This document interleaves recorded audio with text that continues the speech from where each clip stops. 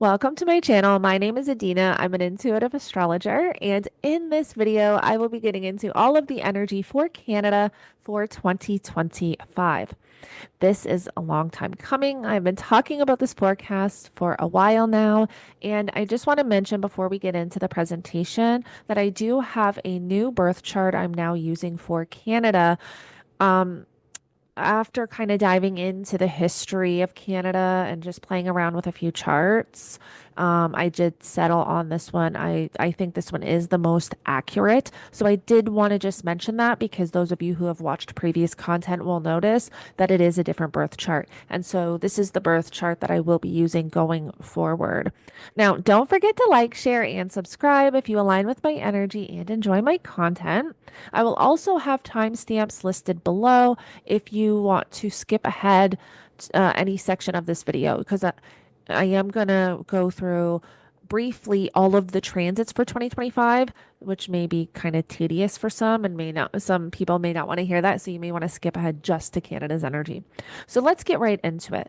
So I wanted to list all of the major transits for 2025. So coming into the year, we have Pluto now officially in Aquarius. Pluto's not moving back into Capricorn, and we are starting this Pluto in Aquarius era. January 6th, we had Mars retrograde back into Cancer. Mars stationed retrograde at 6 degrees of Leo December 6th. And we've really been in these Mars retrograde energies since the beginning of October 2024. So, coming into the new year, Mars kind of moved. We entered this new year in this Mars retrograde energy. Now, January 11th, we had our lunar nodes enter Virgo and Pisces, and the lunar nodes represent where we are having the eclipses and where there's significant karmic changes taking place. This is very significant for Canada, and I will be getting into this. Now, January 21st, we had the Sun Pluto conjunction. February 23rd, we are going to have Mars stationing direct in Cancer at 17 degrees. March 1st, we will have Venus stationing retrograde in Aries at 10 degrees. So we literally have 1 week between Mars stationing direct and Venus stationing retrograde. March 5th, we have Pluto reaching 3 degrees of Aquarius. And I just kind of added this in because Pluto's going to reach new degree points this year, touching brand new parts of your personal natal chart, but also Canada's. And so this is working with brand new energy. Now, March 30th, we have Neptune entering Aries, and Neptune will be in Aries from March 30th to October 22nd. And the Neptune will move back into Pisces and make the last shift into Aries once we get into 2026. So this is kind of what we're moving through with all of the outer planets, with Neptune, Uranus entering Gemini, even Saturn entering Aries.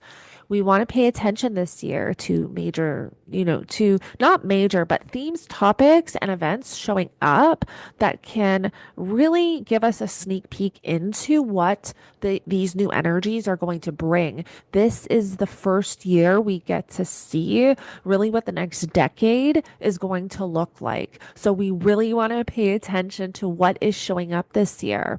Now, April 12th, we have Venus stationing direct in Pisces at 24 degrees. April 26th, we will have our final Mars-Pluto opposition. This is a 6-month saga. Our first Mars-Pluto opposition was in November. Then we had one in January. And our final Mars-Pluto opposition will be April 26th. So we'll be getting into that energy. And this is something we've all kind of been moving through, even in our own individual personal lives, and it followed us into the new year. Now, May 4th, we have Pluto stationing retrograde at 3 degrees of Aries. May 25th, we have Saturn entering Aries, and Saturn will be in Aries from May 25th till September 1st. June 9th, we have Jupiter entering Cancer. Jupiter will be in Cancer from June 9th, 2025 to June 30th, 2026. July 4th, we have Neptune stationing retrograde in Aries at 2 degrees. July 7th, we have Uranus entering Gemini, and Uranus will be in Gemini from July 7th to November 7th, 2025. I didn't put it, I must have forgot to add it in here, but yeah, Uranus will be in Gemini from July 7th to November 7th, 2025. So July 13th, we have Saturn stationing retrograde in Aries. At 1 degree of Aries. Oh my goodness. And July 30th, we have a Saturn. We have a sneak peek into what the Saturn Neptune conjunction in Aries is going to bring.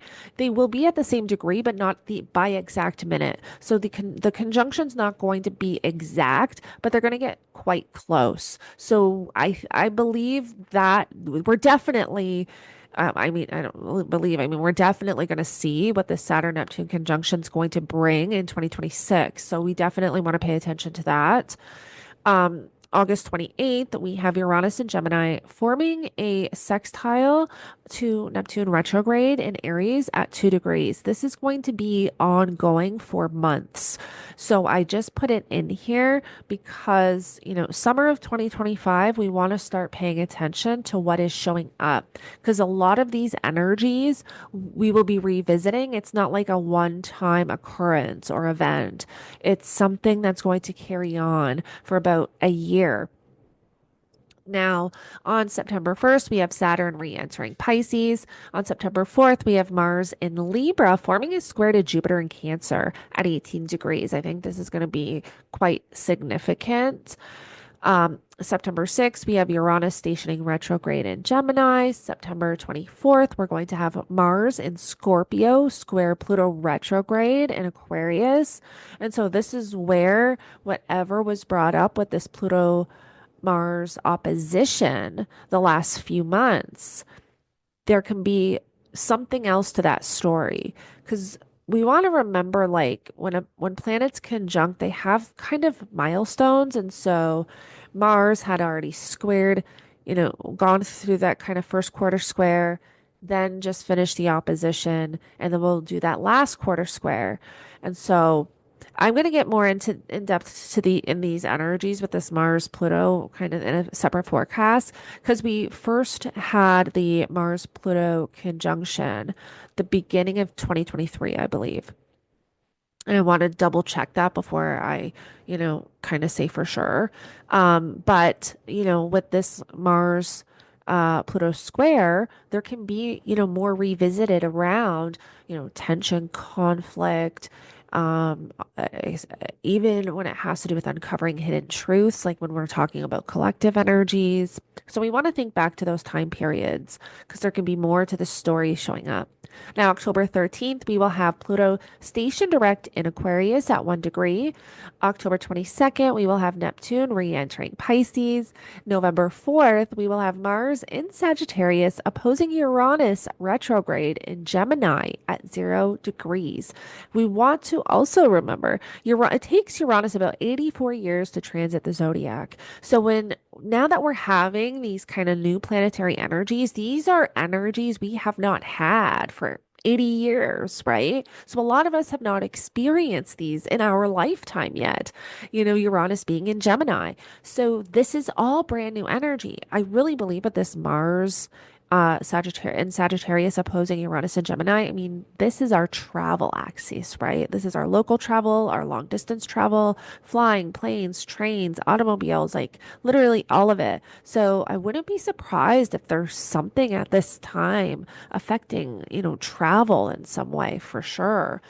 November 11th, we have Jupiter stationing retrograde in Cancer at 25 degrees. November 27th, we have Saturn stationing direct in Pisces at 25 degrees. And then December 10th, we have Neptune stationing direct in Pisces at 29 degrees, the very last degree of Pisces and the zodiac. So very significant. Now, just to touch on some of the major transits that Canada is specifically going through.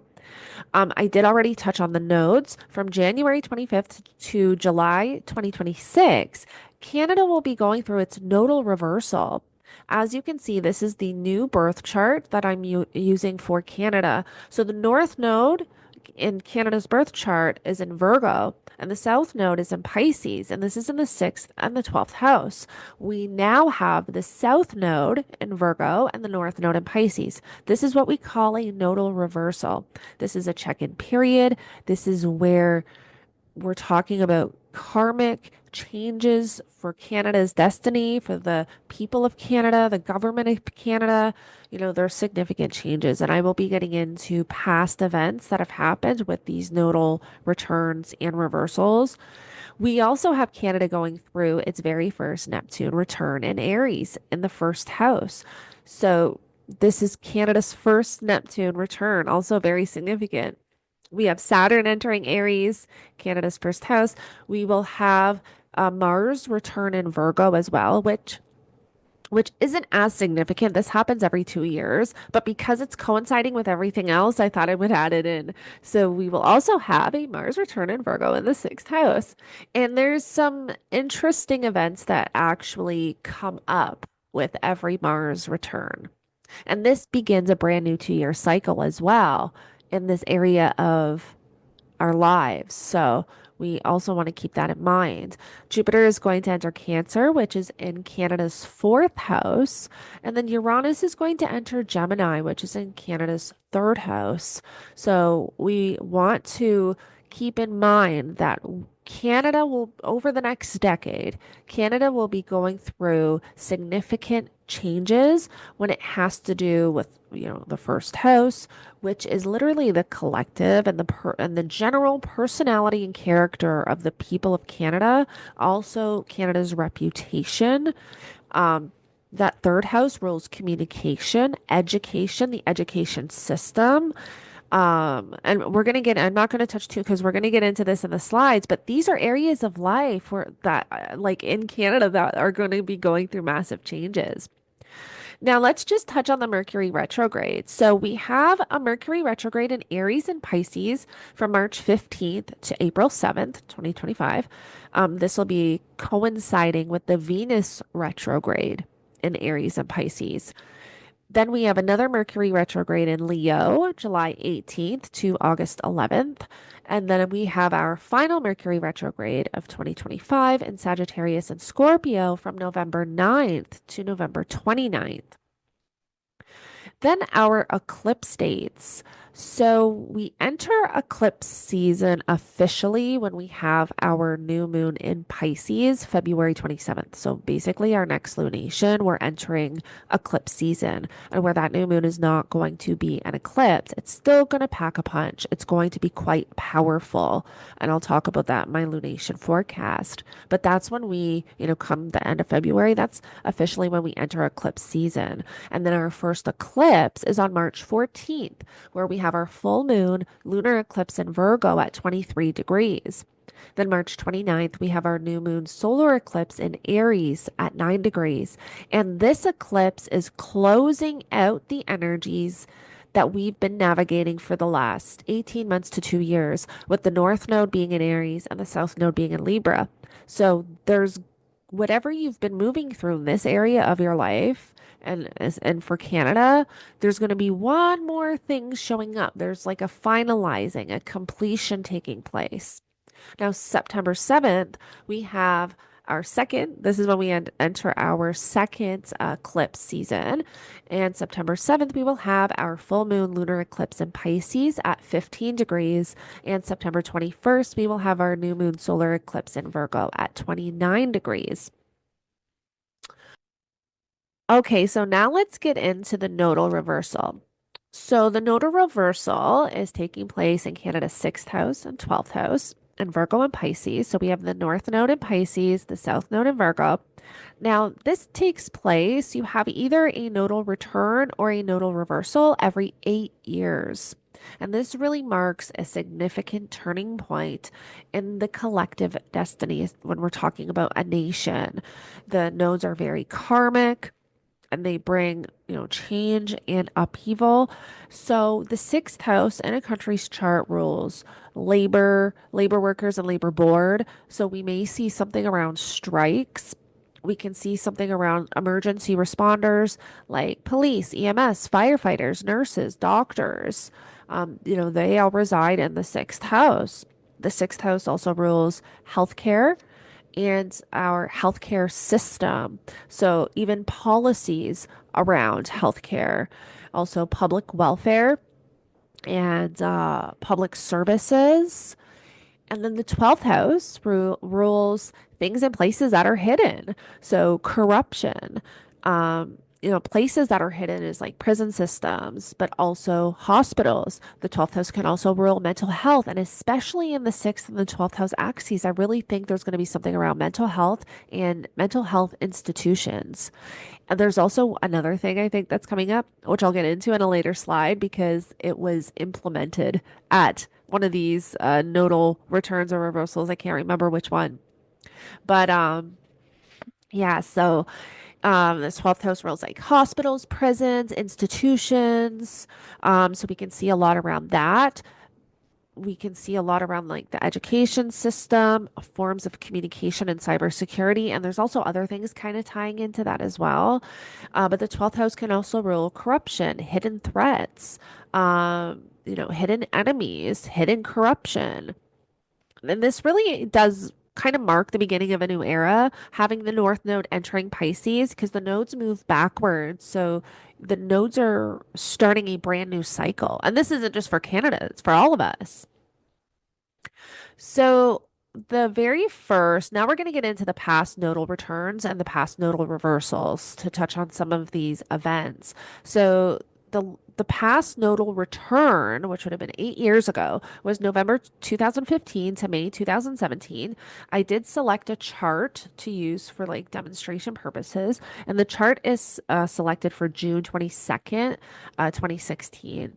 So again, whatever was kind of implemented at this time, we can be revisiting some of these themes, topics, events, situations, bills, policies, because this is a check-in period. This is a turning point.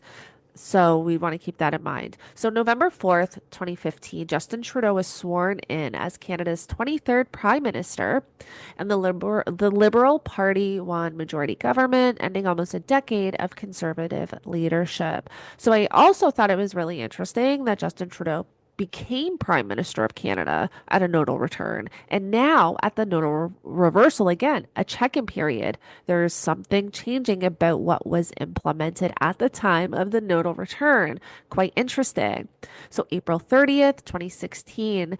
This I thought was interesting. This was a Panama leak. It was a global leak of documents from the Panamanian, I know I'm going to say this wrong, the Panamanian law firm Mossack Fonseca revealed offshore financial dealings, and more than 350 Canadians were named, sparking debate about tax evasion and financial secrecy. I thought this was interesting because, again, things that are hidden. From June to this is what I wonder, especially if Pierre Poilievre gets in, if this is going to be a bill that we revisit. So from June to December of 2016 is when Canada passed that bill C-14, which legalized the medical assistance in dying. MAID, which a lot of people around the world think it's inhumane and talk about how, the fact that we do this is super horrible. And I'm sure in some circumstances it can be like, okay, I guess. Um, but it's when you hear of people, going to their doctors with depression or mental health issues and they're requesting this. And I remember hearing like a couple years ago they were getting approved. So that is, I don't agree with that. So I wonder if we will revisit this bill and see what's going on with this. Now, April 2017, Canada implemented the legalization of cannabis, which was later fully legalized in 2018, and that's Bill C-45. So we may be visiting something also around that. I also wanted to note that I didn't put in this presentation was that May 1st to July 5th of 2016, there was also a really big wildfire, the Fort McMurray wildfire in Alberta, and over 80,000 had to evacuate. And I'm saying this because of the Mars influence in this return. it always seems like there is an event that it's almost like either a natural disaster, a natural kind of occurrence, or something with a fire. And so I wanted to add that in because of this kind of Mars influence. Now, the past nodal reversal, so this would have been about 18 years ago, um, which is the same kind of energy that we're going through now. But again, the planets were in different placements. Like if you look at this chart, which is set for April 2nd, 2007, we have Uranus in the 12th house. So this is going to shift the energy and make it, a little bit different than the last time. We also had Pluto in Sagittarius with Jupiter, which is going to shift the energy. And Neptune was in Aquarius with Chiron. So, this energy is quite a lot different than what we're in now, but it still gives us an idea of themes that were showing up. So the nodal reversal was between June 2006 to December 2007. Now, June 2006, there was a terrorism plot in Toronto. It was aiming to attack major like sites in Ontario. So the Parliament, I think the Parliament building in Ottawa, and then there was a place, I believe, in Toronto that it was going to hit as well, like Toronto Stock buildings and stuff. And so this became a national security. 18 people were arrested. So again, I kind of wanted to add that because of the Mars influence. So then on August 2006, this is where the Canadian troops were in Afghanistan, which was part of NATO's mission, one of the most intense battles against the Taliban, and there was increased political debate about Canada's involvement. So now, June 2007, Indigenous residential school apology efforts began. The government began formal discussion on apologizing for the residential school system, which led to an official apology in 2008. I just want to note that I am diving deep into this Indigenous residential school stuff with transits. I have a whole folder, so I may even make a separate video just on this alone. But I do want to note that December 18th, 2007 is when they released the Royal Commission on the residential schools, the final report, and the report documented the abuse and the mistreatment, called for compensation, and led to formal apology by Prime Minister Stephen Harper. Now, another past nodal return, or sorry, nodal reversal that I wanted to add in here quick, and this is from December 1987 to May 1989. And I brought this up because this is kind of relevant now, where remember I said certain events, themes, and topics that have shown up in the past will show up again. And this is a past nodal reversal, so the energy that we're kind of in now. So 1988, Canada and the United States made their free trade agreement. Canada and the US signed the Canada-US Free Trade Agreement, influencing major economic and political shifts, removing tariffs and increased trade between the two nations. Removing tariffs. What is in the news right now? Tariffs. The agreement became official and came into effect January 1st, 1989. So I really wanted to just add this in quick because it's something that we are seeing come up again. So I wanted to show you guys how, it's kind of common events. So now let's get into the Neptune in Aries, the Neptune return in the first house for Canada. So again, Neptune is going to be in Aries from March 30th, 2025 to October 22nd, 2025, and then is going to re-enter Aries January 26th, 2026, and will be in Aries until March 23rd, 2039. This is like a 14-year transit. Now, between 2030 and 2033 is when the Neptune return starts to become more exact, where Neptune starts to reach that exact degree point as the birth chart. That's when the energies can become a lot more potent. So leading up to 2030, paying attention to kind of what is showing up, what the direction that we're all moving in, it can become a lot more it can become more intense between 2030 and 2033. So Neptune returned in Aries in the first house. So Neptune has an orbit of about 165 years. Typically, a nation will experience a Neptune return once or twice in its history. Neptune brings generational and societal changes and events. This can bring profound transformation in the country's identity, leadership, and global reputation, especially being in that first house, which represents national identity and character and general persona of the people. So there can be, an identity crisis. This is where we can also deal with a lot of misinformation, unclear policies, because remember, Neptune blurs boundaries, can bring confusion, deception. This is where people can over idealize their leaders and there can be blurred public perception. So I think that's really important to kind of hold on to. Reckless or misguided initiative related to military and defense. There can be confusion and warfare, military scandals, and also a lot around technology. And the country and the collective, I believe, can also experience a form of an awakening, whether it's spiritual awakening or however you want to, kind of put it in terms for you and your beliefs and what's in alignment for you. But the collective, I believe, can experience some form of awakening, whether we wake up to what the government really is, whether we wake up to all of this corruption, whether we wake up to what we are as universal beings, take what resonates. But I believe the collective over the next 14 years can experience a form of an awakening. Now, Aries can be very pioneering, assertive, aggressive, impulsive, direct, and can also rule things like military and war.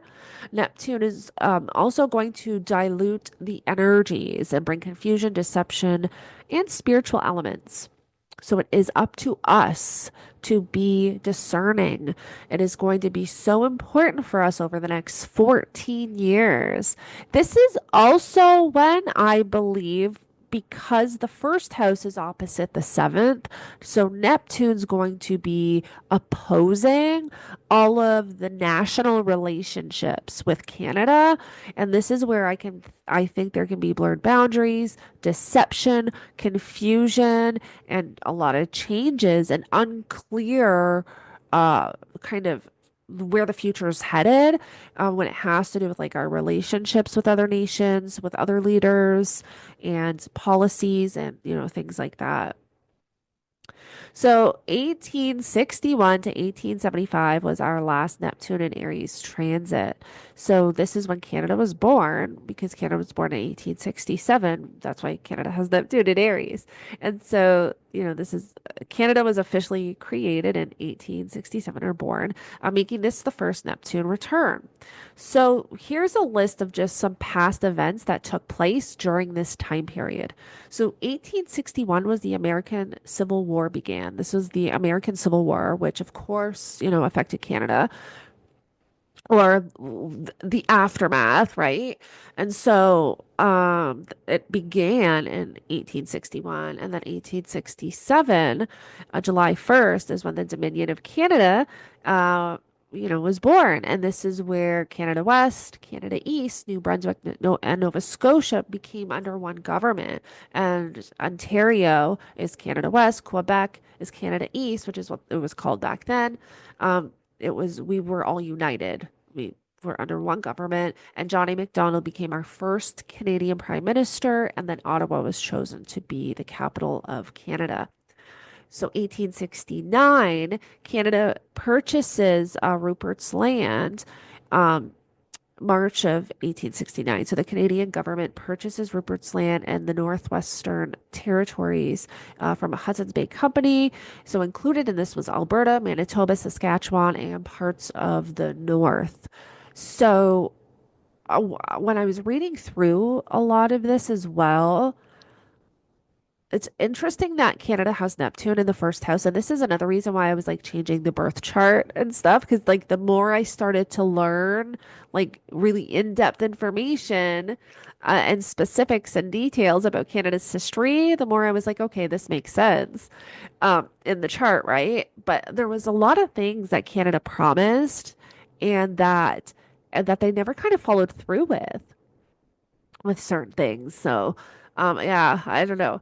But I wanted to put these dates because I think they're very interesting. Now, 1869, there was the Red River Rebellion, and this is the indigenous land rights in Manitoba. And then 1870, Manitoba joins Canada, becoming the fifth province, partly due to the Red River Rebellion, where they made agreements with the indigenous, for that land, for Manitoba. 1871, July 1871, British Columbia joins Canada, becoming the sixth province. And then 1873, um, Prince Edward. And it's interesting, it's always in July too. I thought it's like in the birthday of Canada, they brought in another child, in a sense. Yeah, British Columbia joins Canada, becoming the sixth province, and Prince Edward Island joins Canada, becoming the seventh province.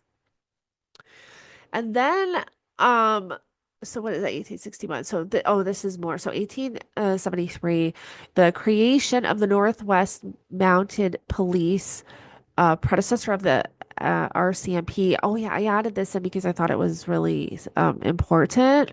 So, this is when initially like the RCMP was created, but they were called the Northwest Mounted Police. There was the Pacific scandal where the Johnny McDonald government was accused of accepting bribes from railroad companies in exchange for the Canadian Pacific Railway contract, and this forced McDonald to resign November of 1873. So before this transit was even done, the very first prime minister was basically, labeled and accused of bribes and corruption. So again, that kind of, Neptune in the first house. And then I also think it has a lot to do too with the ruler of the 10th, which is government, in the eighth house, which is Saturn. Saturn's retrograde, and in the eighth house in Scorpio in Canada's chart, which is this new chart that I'm using, which makes so much sense because there's been so much hidden around finances and financial agreements and things like that. And then in 1874, Alexander Mackenzie becomes Canada's second prime minister, and this was a liberal government. And then secret ballots were introduced for voters to eliminate intimidation and corruption. So when I read intimidation, I was like, I wonder if back then they just like intimidated everybody to like vote because there wasn't a lot of like um humanity law. Like, you know what I mean? They got away with so much back then. So now let's touch on the Saturn and Aries in the first house. So Saturn takes roughly 28 to 30 years to transit the entire zodiac. So we have a Saturn return, which is a very significant milestone personally. It only happens, you only get like pretty much two, maybe three in a lifetime. And this really initiates like a Saturn return really initiates another level of maturity and growth. Um, but yeah, so Saturn takes roughly 28 to 30 years to transit the entire zodiac, spending about 2 to 3 years in each sign. Saturn rules responsibility, structure, discipline, commitments, dedication. Saturn can bring hardship, challenge, limitation, and delays. So even in your own personal birth chart where you have your Saturn placement, you may have experienced delays in those areas of life or challenges, or you may have grown into those energies a little bit later on in life, like after your Saturn return, which is usually what happens.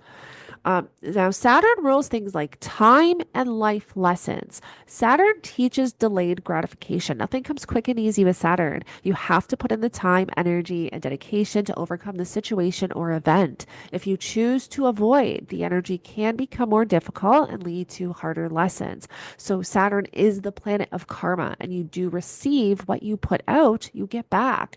So, as Saturn transits the zodiac, transits our chart, Saturn brings in lessons and karma. So just a good thing to know, because Saturn's entering the first house of Canada. Canada's about to receive some karma.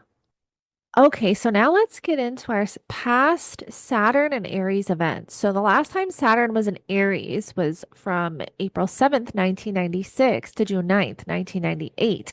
And during this transit, we had the South Node in Aries for part of the transit at the beginning. And then it went into a nodal return because the South Node then entered Pisces. So I just wanted to note that we were kind of in similar energies in a sense, a little bit. But 1996, we had the creation of Nunavut, which was official in 1999. And then November 13th, 1996, we actually had the death of the former Prime Minister's son, so Justin Trudeau's brother. I thought this was really interesting that when Saturn was in Aries, that's when Justin Trudeau's brother passed away. And I don't know if it's Mitchell, I guess, Mitchell Trudeau. And he died in an avalanche in British Columbia. Now, November 1996, the Royal Commission on Aboriginal Peoples, Land Claim Settlements, Better Education, Healthcare, and Economical Opportunities. So, this actually came up where they were offering the Aboriginal people settlements for the land and then also, better education, better healthcare, and better opportunities. Spring 1997 the is when we had the Red River flood. This was in Winnipeg, and it created massive damages and mass evacuation. It was one of Canada's, I think, worst like natural disasters. And then August 31st, 1997 was the death of Princess Diana. And I know this may not be relevant to Canada, but like it kind of is because it's a royal family. And it was definitely notable. I remember when this happened and I was a little girl. I also thought it was really interesting. April 1998, a friend, um, there was a Supreme Court case which led to human rights laws around same-sex marriage, which now is like LGBTQ plus community. And so I thought it was really interesting that during this transit, there was something that came up around that. So we may see, more around that with the Saturn Aries transit again. Now let's get into the Mars return, which is very brief because this happens every 2 years. But I did just want to kind of make note of it because I just to really kind of let you guys know what it can bring. But there was also when I was looking, at past events and transits, I noticed that there was, common themes. So this is in the sixth house for Canada. Now, the Mars return occurs roughly every 2 years, beginning a brand new 2 year cycle in this area of life associated with the Mars placement. So this energy also works with the house ruled by Mars. The house is ruled by Mars, so Aries and Scorpio, because Mars is the co-ruler of Scorpio and Mars rules Aries. So Mars is Canada's chart ruler, which makes this extra significant because this is literally a brand new 2 year cycle for Canada in ways of communication, media news, journalism, social media platforms, and this can bring increased censorship and misinformation battles. There can be a lot of legal action against certain narratives, which is something that we've kind of seen in the past. This can also bring changes to public transit vehicles, changes to education system. There could be strikes with the like labor board, and because it's that sixth house, and workforce disputes. And again, there's, more focus on emergency responders, police, nurses, EMS workers, or yeah, EMS workers and firefighters, healthcare practitioners. There can be a lot around our border security, military, government, and leadership with this energy, and cyber attacks, issues with internet and online platforms. And I just wanted to note that as we enter our nodal reversal, and again, because we have Mars in that sixth house, which influences every nodal return and nodal reversal, I thought it was quite interesting. There was something, I was literally doing research for this, and I got an email from my youngest son's school that there was a cyber attack. So they shut down all communication. You couldn't call, you couldn't really do much. Like nothing was really working. They shut everything down, and I literally was like, "This is crazy. This is so literal." As I'm reading about this and kind of talking about this, it happens in real time. So I think we can see more around cyber attacks, especially in the next 2 years. Now, Mars rules the first house of national identity and public persona. So, this is also going to change the identity of the country and the perception that other nations have on Canada, and also just the general nature of the public, of the people of Canada can be changed with this. Whether it has to do with policies or events that take place during that time period that changes, right? So now let's get into the Jupiter in Cancer, which is going to be in Canada's fourth house. And this is from June 9th, 2025 to June 30th, 2026. Now, Jupiter is exalted in Cancer, so this really does bring a positive focus and expansion to collective energies. Jupiter brings expansion and growth, and and can bring this when we're talking about the fourth house. Jupiter can bring expansion and growth to social welfare, social programs, housing, real estate, and agriculture. But this can also go like the thing with Jupiter is the planet of expansion. Sometimes it brings us too much of what we don't want. One of the things I've really felt with this Jupiter and Cancer energy is like housing prices skyrocketing or like really dropping. I feel like it's going to go one of two ways because it's that Jupiter energy. It's going to be either really, really good or really, really like not good, bad, you know? That's one of the things I really see like with this Jupiter and Cancer is affecting real estate and housing prices. Cancer is a very protective sign. So this can reflect our national security, military, border patrol. And we are hearing a lot about the borders and, Donald Trump wants us to fix our borders. So that can be, a really big focus over the next year and probably will be.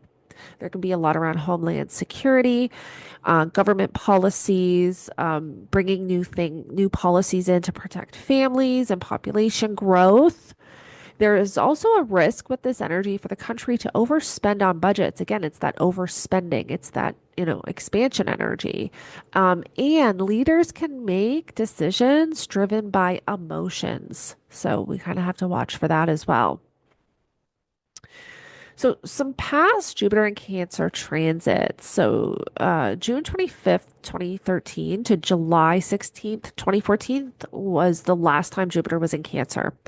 So these are some things that took place just to give you an idea of what this brought. So June 2013, there was the Alberta floods, one of the most catastrophic natural disasters in Canadian history. Heavy rainfall leading to massive flooding in Calgary and other areas, and 100,000 people had to evacuate.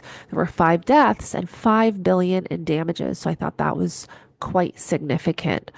Now, from 2013 to 14, there was a Senate expense scandal. So there was actually a scandal. And I just want to note as well that the fourth house can also rule things that are hidden, things that are going on behind the scenes, because we want to remember the fourth house is our private life. The 10th house is our public life, our public reputation.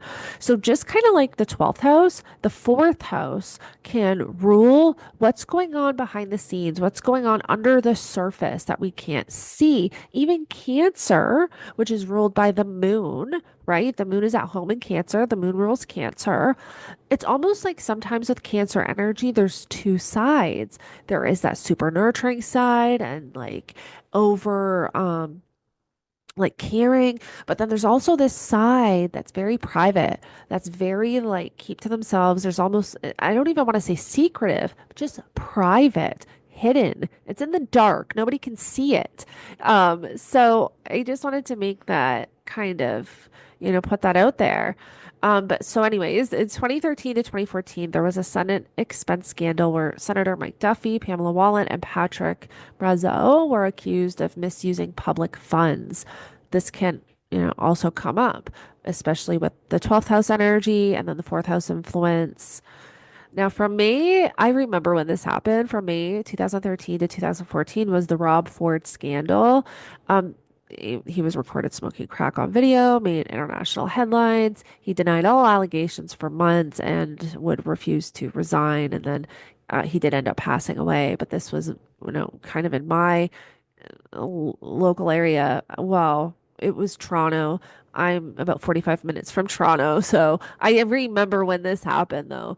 October 2013, the Canada EU trade agreement. So Canada and the European Union finalized a historical free trade deal aimed to boost Canada's economy and eliminate tariffs. So again, that tariff thing is showing up with Canada and other nations. Now let's get into Uranus and Gemini in the third house. So Uranus transits the zodiac in roughly 84 years, spending about 7 years in each sign. Uranus tends to bring generational energies and influence.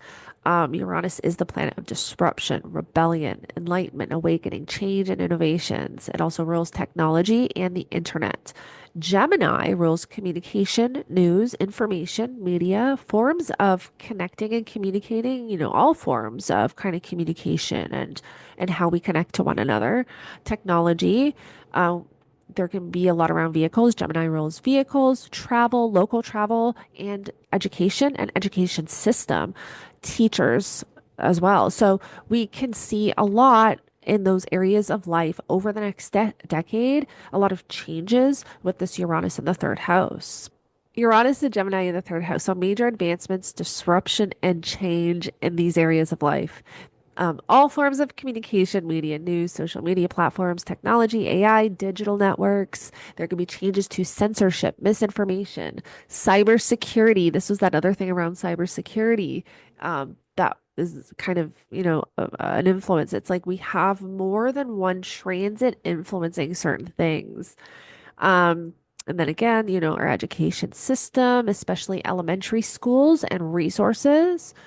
This can affect public transit, like all forms of public transit, like trains, buses, subway, all forms of public transit, local travel, and vehicles. So we can see a lot changing, in those areas. This can also change parliament, social ideologies, and social groups. There could be a lot of social shifts, and we can also experience a lot of unpredictable events and change in policies and strikes with Uranus, because Uranus is, disruptive, rebellious. There can be, people standing up, fighting against certain policies. This is definitely something we can see over the next, 7 years, 7, 8 years. So now I want to start getting into the charts. I've got quite a few charts here to go over. We're going to get into Canada's New Year chart, solar return charts, and then we're going to cover a lot of the transits for 2025. So, let's, so this is Canada's New Year chart, and a New Year chart is basically I take, when the clock shifted January 1st, 12 a.m., 2025, where were the planets? How are they communicating with your chart? And where I don't hold a lot of weight to this, I do find that it does provide the general energetic tone for the year. I provide this in a lot of my pre-recorded sessions and readings as well. We want to see, what is the energy because we carry this into the new year with us. So we literally brought that Mars Pluto opposition into the new year, showing that there was going to be a lot of changes, a lot of transformation, a lot of upheaval, possibly, a lot of conflict because of that Mars influence. Mars is also, forming a conjunction to our natal Mercury, and Mercury rules that sixth house and that third house, which again is, communication, internet, cyber attacks.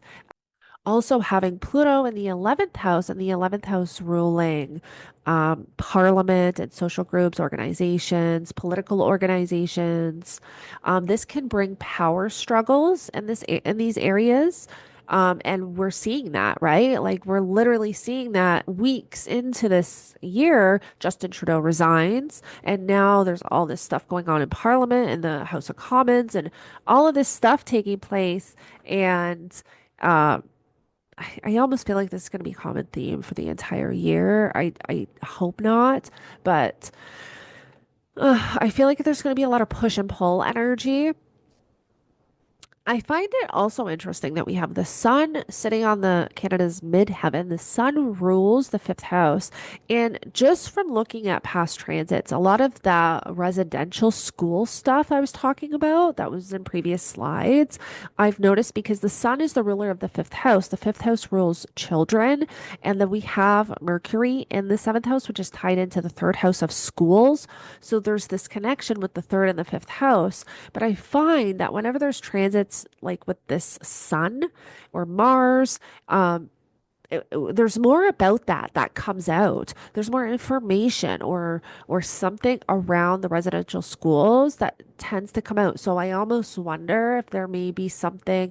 I mean, if it doesn't have to do with that, this could have to do with just children in general and the government doing something about the children of Canada, whether it's their education system, what they're being taught in schools, whether it's social ideologies that are being pushed on kids that are, kind of creating an uproar in some way. But I definitely see this as government connected to kids in some way, shape, or form. And then, also the school system tied into this because it all kind of connects together. We also had Saturn, fairly close to that natal south node. So I also feel with this, Saturn rules that 10th house of government, leadership, authority. I also feel like there's a lot of karmic energy and then a lot of releasing, letting go, because that South Node represents letting go, moving away from something. Or it can also indicate something coming back from the past. So whether we're revisiting something from the past, it could be a lot that was hidden in the past about the government being exposed with that Saturn in the 12th house. Because remember, Saturn brings karma, right? So I almost wonder if that has a lot to do with things of even like the financial dealings, because our natal Saturn retrograde is in that eighth house of like finances, financial commitments to like other nations and agreements and policies and stuff like that. But also like it's tied into our banking system. It's tied into sending money to foreign countries that may have not been there's like secrecy around that. There's something hidden about that. I just posted videos about this too recently. I'll probably post some in the description below if you want to check some things out, some videos out of some of the information I'm talking about. Um, but this is something that is starting to come up because of the USAID thing going on in the US, and all the other countries are inspired by it. So we're looking into our own organizations. Is our tax money going, right? And I kind of look at the Saturn conjunct the South Node in the 12th house, part of that, energy.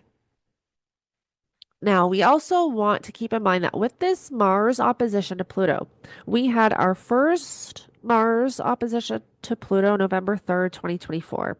Mars was at 29 degrees Cancer, opposing Pluto at 29 degrees Capricorn. We had our second opposition January 3rd, 2025. Mars was retrograde and was at 1 degree Leo, and Pluto was at 1 degree Aquarius. And this is the one we literally had just coming into the new year.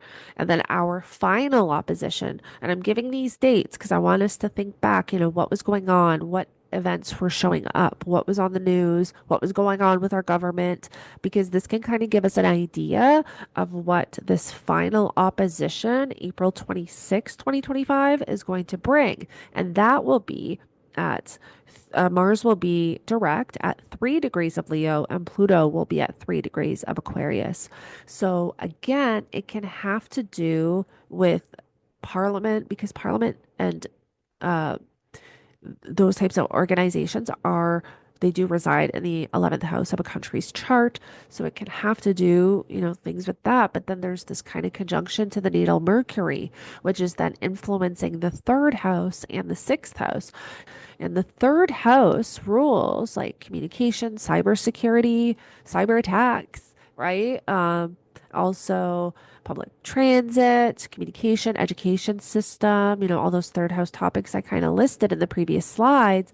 And then the sixth house is our service workers. So, police, firefighters, labor board, all of those kind of labor and service policies and areas of our kind of uh, government, like the service, is in that sixth house. So not only are we in this like nodal reversal, but we also have this activation of this as well.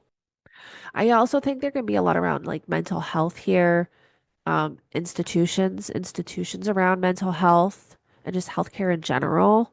I think there can be a lot of changes with that. So now let's look at the solar return for 2024. So this chart's actually for June 29th, 2024, 11:09 p.m. because that is when the sun reached the exact degree and minute as the time of Canada's birth. So this, I think, looks like there's a lot of focus on, again, parliament, political organizations, social groups, establishments, because of the ascendant in the 11th house. So when we look at a solar return or a lunar return, one of the first things I always kind of focus on is where is the ascendant and what's going on there, and then where is the ruler of the ascendant, and then how is that connecting to the birth chart. You know what I mean? So in the solar return chart, that's why I kind of put it up like this. So it's not just the solar return chart, but Canada's birth chart is in the center wheel and the solar return chart is in the outer wheel. So we have the ascendant at 19 degrees of Aquarius, which is in Canada's 11th house of the birth chart. So that shows that this year there's going to be a lot of focus on Parliament, which we've seen. If we go back to mid 2024, there's been a lot of focus on Parliament, what's going on there. Look at all the changes that have taken place. Also, political organizations, there's been a lot of questions around that. And then if we even look like the midheaven, which kind of rules the government leadership, right? And the reputation of the country, like the national reputation. But if we look, the solar return chart, if this is the first house, then this is the 11th. So again, the midheavens in the 11th of the solar return chart. I hope this isn't too confusing for you guys. Um, but the ascendant's always in the first. So, excuse me, if the ascendant, this is the solar return. So this is the first, then the 12th, 11th, that would be the solar return, but it resides in the ninth house of Canada's birth chart. So there's something tied in with other countries, right? The ninth house rules foreign cultures, um, other nations, foreign institutions and organizations and stuff like that. And then we have this like tie-in with like Parliament and what's going on overseas, what's going on in other countries, and even long distance travel, right? Like there's can be a lot around travel. And there's this opposition to Jupiter with that as well. Jupiter rules Canada's ninth house, and in the solar return chart, Jupiter rules the 11th. So there is this connection to the ninth and the 11th house that we want to, which literally is political organizations and parliament, and then like foreign, things going on overseas, other countries, other nations. I also think too, because the nodes are sitting on like the ascendant and descendant, there can be a lot of focus on new direction and national relationships and reputation of Canada, which again, we're kind of seeing. I think we will see a lot of the leaders of the countries and the relationships that they have with each other, and we're going to see that play out. There's going to be a lot around Canada's relationship to other countries and other nations and other leaders. Also, we have Mars forming a conjunction to Pluto at 15 degrees, and it's in that second house of money, finances, the material wealth of the country, banking, financial institutions. Also, it can have to do with like financial policies, resources, and the economy. So this is going to be really interesting how this plays out. Pluto also ruling that eighth house, and Mars being the chart ruler for Canada. But then we also want to remember that Uranus is the ruler for the solar return chart. And they're both in that second house of finances. So both rulers are in the second house of finances, which is really interesting. And Pluto can uncover what is beneath the surface and bring that to light. So again, it's like things that are starting to surface, but we also want to know like this is the solar return for 2024. So we're already halfway done. So that's why we've seen a lot that's already kind of been showing up in this chart. So wait till we get to the next chart because that's going to show what's happening from 2025 to 2026.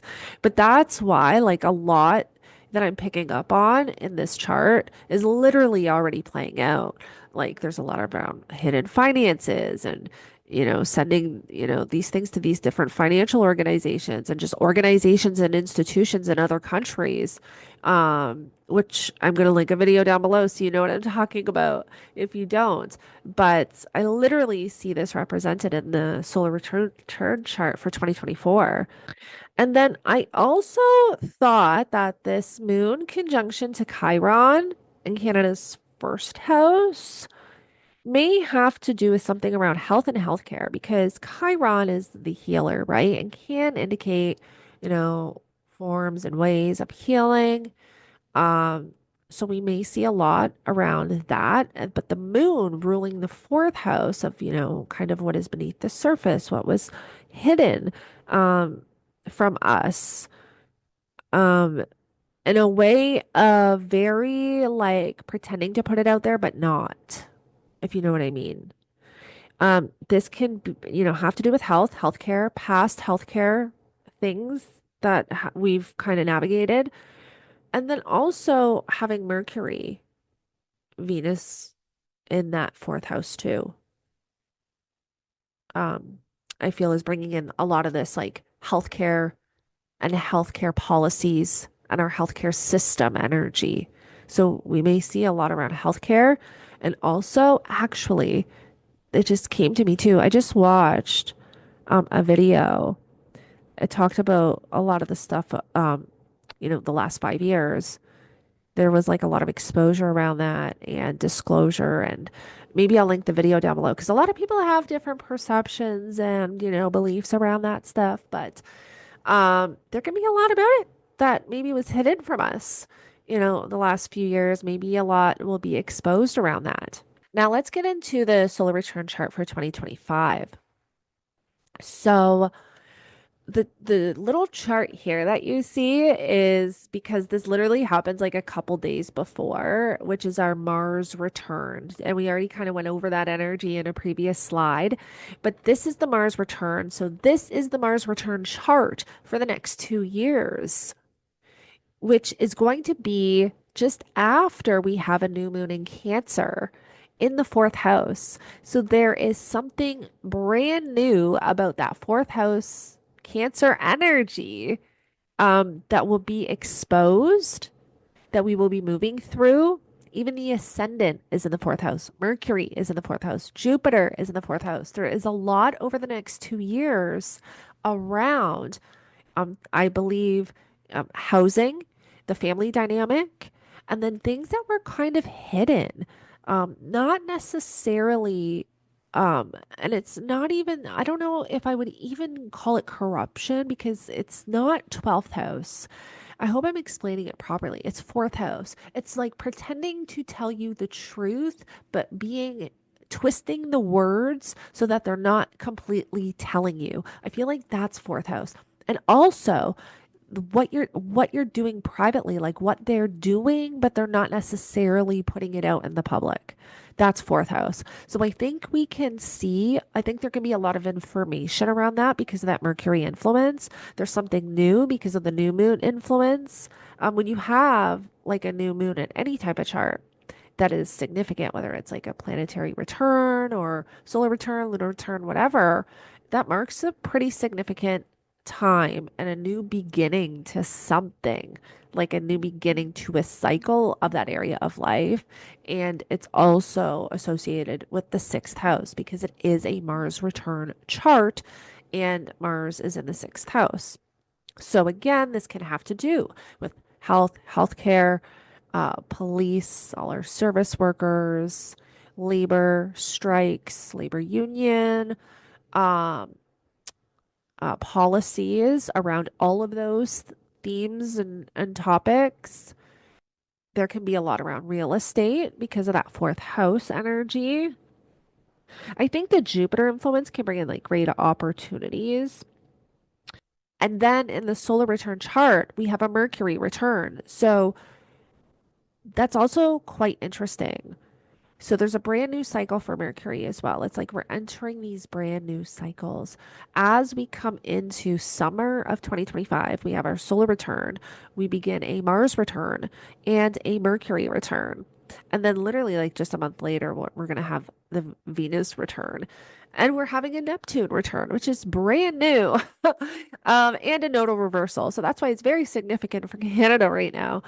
But the Mercury return, because Mercury rules the sixth house, Mercury rules the third house, and also, that fifth house, because Mercury's in the fifth house, we can be talking about, again, communication. And this is also, too, this Mars influence with Mercury and then third house is also why I brought up a lot around communication and cyber attacks and, things along those lines. Technology, AI, that's kind of a lot of the energy that we'll be navigating, but there can be a lot too around censorship or misinformation, unclear policy. There can be a lot around children, education, the education system and schools, because again, that third house, the fifth house influence. But there's quite a lot around.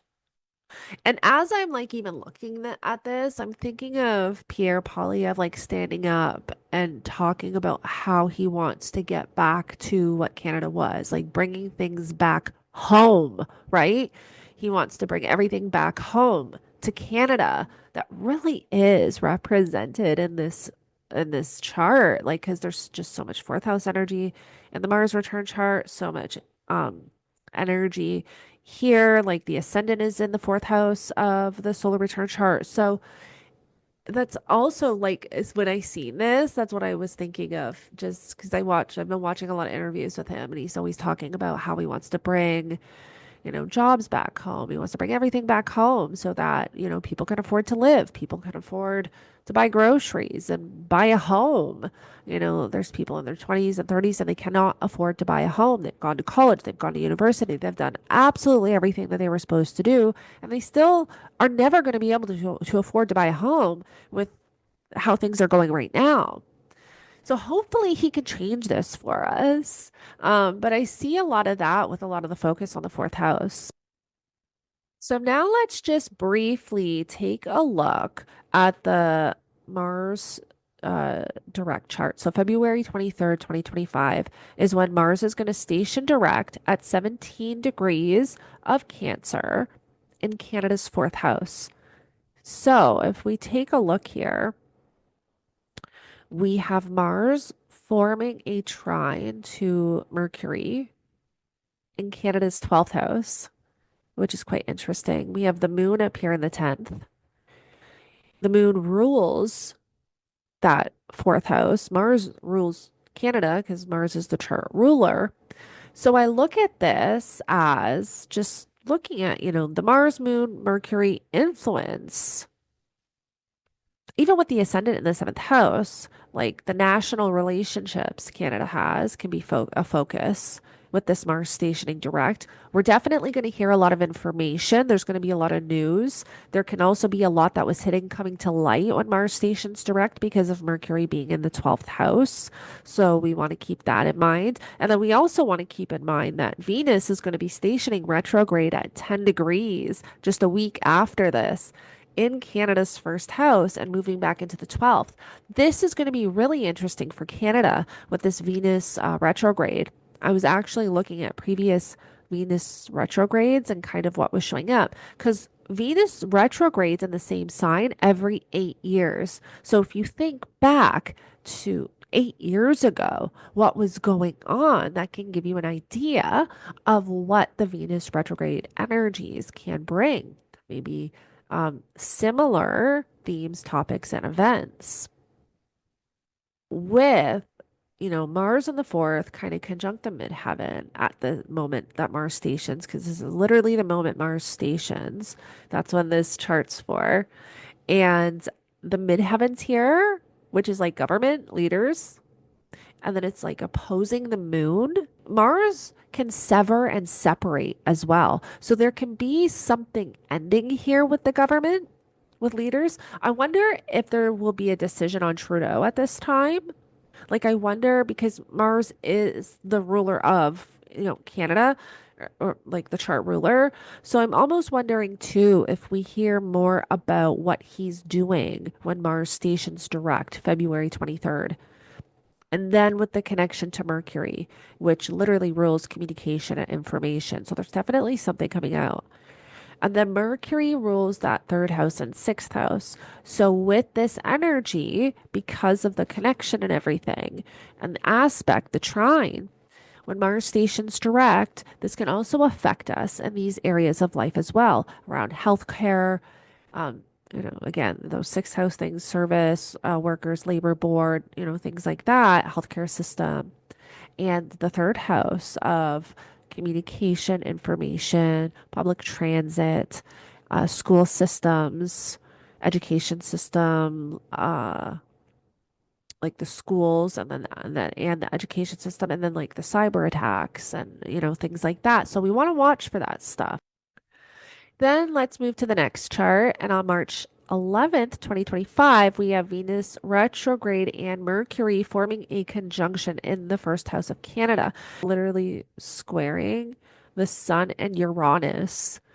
Now, Venus rules that second house of finances and seventh house of relationships, the ascendants in the seventh house too. But the conjunction is not exactly like exact by minute, so I don't know where that ascendant will be, but it is opposing, that seventh house.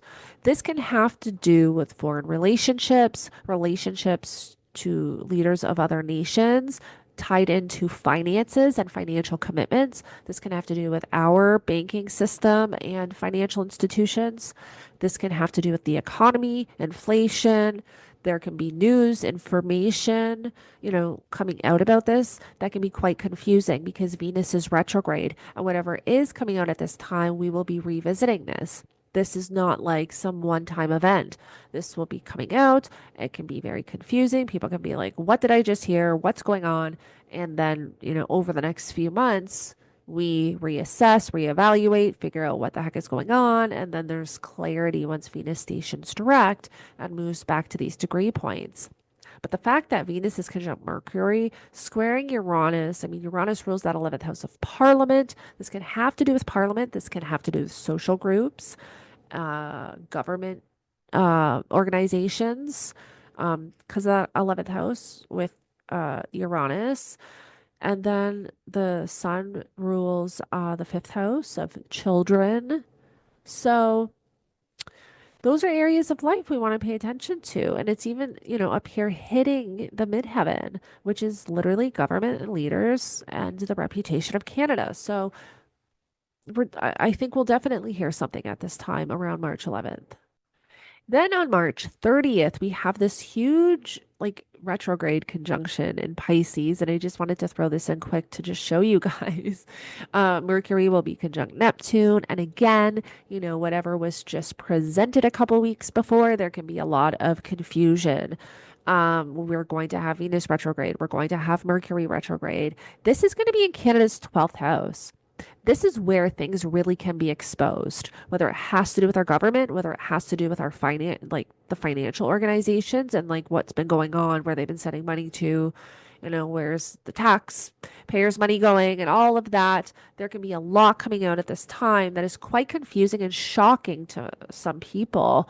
Um, because we've got Saturn, forming a sextile to Uranus. Uranus is in that second house of finances. And then we have all this retrograde energy. Venus dispositing that second house of finances is retrograde and is in the 12th house of things that are hidden, secrets. So there can be a lot around finances exposed at this time, a lot around, leaders. What did they do with the finances? All of that stuff. Then we get to April 21st, and we have the North Node Saturn Venus conjunction in that 12th house again. And this is after Venus stations direct. Mercury's already direct and moved back into Aries at this point. Venus stations direct April 12th. So this is like a week after Venus stations. She forms another conjunction to the North Node. And remember, this is going to be like the third one. This is Saturn's first conjunction to the North Node. But this is on top of Canada's Chiron. So I wonder if this brings up things from the past, especially with that South Node energy. Um, I wonder if it brings a lot up from the past around government because Saturn rules the 10th house of government authority. We also have like, well, for this chart, the midheavens on Neptune. So that at this time of this, like this day at some point, like there can be a lot of confusion. And Neptune's going to be in the first house. So this is when we officially begin this kind of Neptune return. There can be also a lot, I think, uncovered around hospitals, mental health, our institutions. There can be a lot exposed here around those, things, people, and places that are hidden. So, hospitals, asylums, prisons. There could be a lot around that at this time. Maybe some information coming out around that. Maybe stuff that was hidden about our healthcare, hospitals, what was going on the last 5 years again. Now let's move to our next chart, August 11th, 2025. We have Saturn, Uranus, Neptune, and Pluto all connecting at this 1 degree point, which I was kind of talking about. So Pluto's been dancing around, this part of the chart, 1 degree, 2 degree, retrograde, direct, retrograde, direct. Then we have Saturn, Neptune at 1 degree retrograde. We have Uranus at 1 degree Gemini, so new territory for Uranus, new territory for Neptune, Saturn. But then we have like Pluto also tying into this. So where we've got an idea of what this Pluto at 2 degrees of Aquarius can be because we've been in this energy now. It's now connecting to these other outer planets. So this is an interesting dance. Again, I want to this is definitely going to bring like something around communication technology. I think will be huge. This can definitely bring a lot around AI, space, possibly aliens, to be honest. um it's quite significant, but it's affecting the entire world, so it's not just Canada. um it's something we're all in, even on a personal level. But because it's like the outer planet transits, we feel it, we see it almost play out more collectively, if that makes sense. But they definitely, absolutely can affect our individual lives as well. But this is like interesting because this is, again, communication, cyber attacks, changes to the school, things like that that we want to watch for. Because we want to remember, like, Saturn can bring, challenge, hardship, restriction, delays. Um, at this time too, Mars will be opposite Saturn and then connecting to, so yeah, this could definitely be something like a cyber attack, something with military, something like something quite big. Um, Mars is going to be in Libra. which will be disposited by Venus, and Venus is going to be conjunct Jupiter in Cancer. So Jupiter expands everything. So depending on which way this goes, like this is gonna be big. Like the summer of 2025 is gonna be huge for change. Like we're gonna see so much. We're gonna hear so much. There's gonna be so much information coming out. Uh, and look, there's a Mercury return for the next for 2025. Around the same time. So I think we can, and the nodes are almost too at the exact like nodal reversal. They're at 18 degrees, and the natal placement 16 degrees. So we can definitely, I think, see a lot at this time. Obviously, the closer I get to this time period, I may be able to I'll be able to put the pieces together a little bit more. I just know it's going to be big. Like, I just know that this is going to be big. And because Mars is in the seventh house of like foreign relationships, national relationships, like the relationships that Canada has with uh, other nations and leaders. Mars is in there, kind of opposite Saturn, Neptune. Like, I almost wonder what this is. Is it that the other nations are going through something like super crazy? Or is it that, like, yeah, I don't know. I don't know because that Saturn, Neptune's retrograde. Um, Especially when we see kind of what's going on with Donald Trump and tariffs and just, yeah. I don't know. And then Saturn is the ruler of the 10th house, which is government and authority and leadership. Definitely touch on these energies further, but I just wanted to give you guys a heads up that like this is something big. August 2025 is huge, and then these are like ongoing energies. Like they're in this kind of alignment for quite a while, this story that's playing out between these planets in these areas of life. But with the Mars influence, this is only at like around this specific time. Same with the Venus Jupiter influence, like that conjunction. So now let's look at November 12th, where we have our Mercury retrograde conjunct Mars in Sagittarius in the ninth house. Again, this can be very powerful information coming out. This is squaring Canada's natal Mars. We have the nodal reversal, like almost pretty much exact at 16 degrees. So I definitely think that we are hearing something big at this time. Now, we are supposed to have an election, right? Like fall of 2025 at the very latest. Hopefully, we get one before. But I wonder what this is going to be because Saturn will be retrograde, which is the ruler of the government, conjunct Chiron, which can be, does that kind of trigger some wound within the collective, within Canada? Is something kind of going on that we're like, Um, Uranus is retrograde. I mean, a lot of planets are retrograde at this time. I think there's like 5 planets retrograde. Jupiter, Uranus, plus we have Chiron retrograde, Neptune, Saturn, and then Mercury. The Mercury is going to conjunct Mars, the chart ruler of Canada, also the co-ruler of the eighth house. We have the Sun kind of on top of that natal Saturn a bit, moving away from the conjunction. And Canada has Saturn retrograde natally. So, yeah, this is going to be again a day we want to watch. Information coming out, what's going on, even leading up to this point. And because Mercury is retrograde, whatever is coming out, like whatever information we are receiving or they are giving us, like there's something unclear, something confusing, there's something we're not understanding, and we will be revisiting this. Now, I just want to touch on the Venus Mars conjunctions quick, just to show you guys kind of how this can show up. So, January 7th, 2026, we're going to have a Venus and Mars conjunction in Capricorn at 18 degrees, 8 minutes. I brought this up because the last time we had a Venus Mars conjunction was the trucker convoy. The last time we had a Venus Mars conjunction in Capricorn. Mind you, that was with Pluto. But I'm going to take you to the next slide. I'm going to take you to this slide because this is actually the trucker convoy. So February 14th, we had Venus and Mars form a conjunction at actually 15 degrees by degree, but then they came exact at 16 degrees 51 minutes.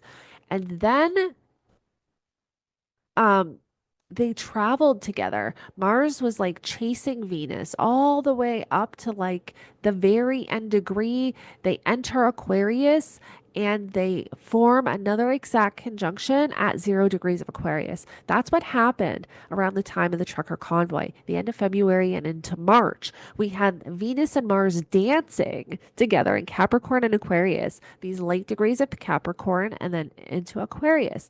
Mind you, they've also formed a conjunction to Pluto because Pluto was still here at the time.